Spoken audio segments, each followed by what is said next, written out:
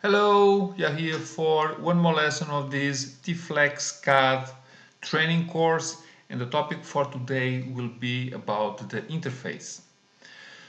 So this is the interface when you choose the icon to start the program.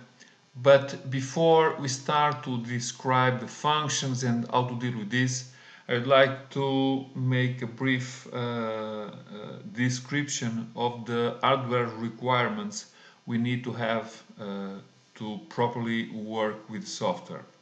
So this is a high-level program, and we need to have a very good machine also to work properly with the program. At least in the main things like the processor, and I will recommend at least Intel i7.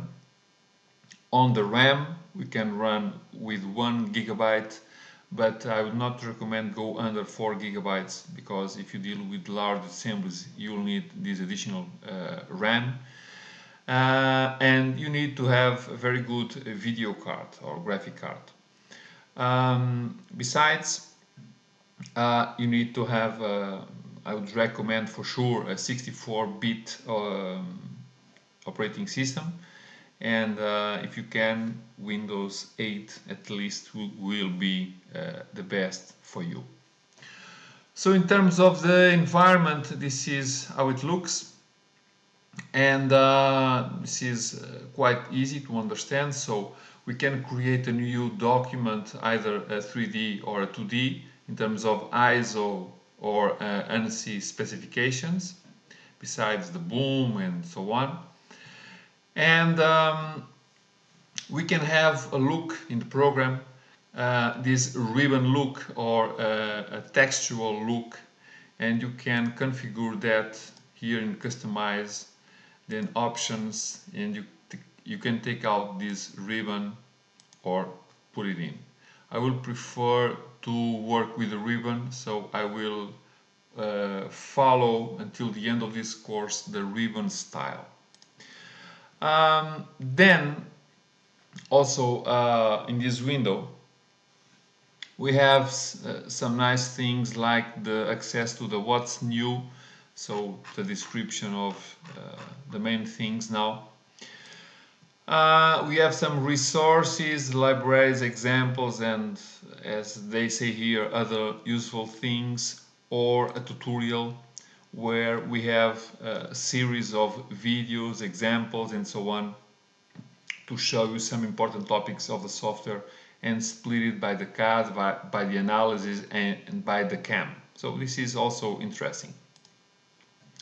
So when we start with this, I will start by 2D. Just choose, and I have this look here. This is quite easy to understand. So we have the menus on top.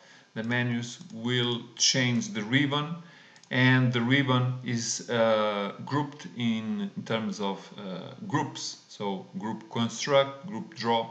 I have these faded lines that split these groups.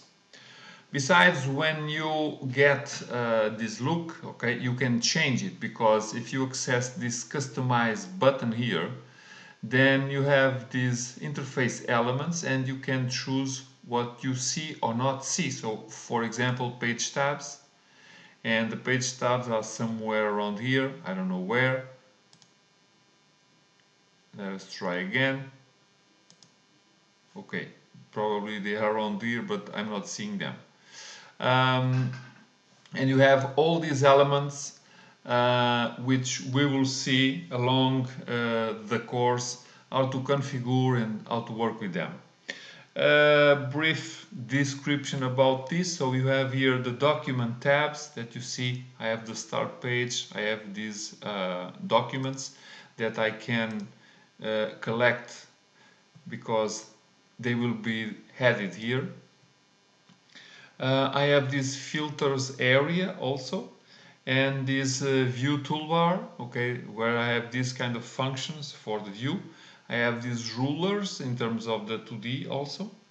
I have the status bar, which shows me some information about what is going on.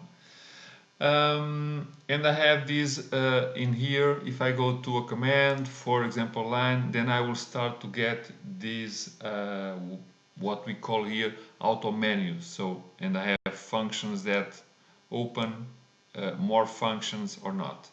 Besides, I have this area that can be defined to show many different things, and with different purposes also.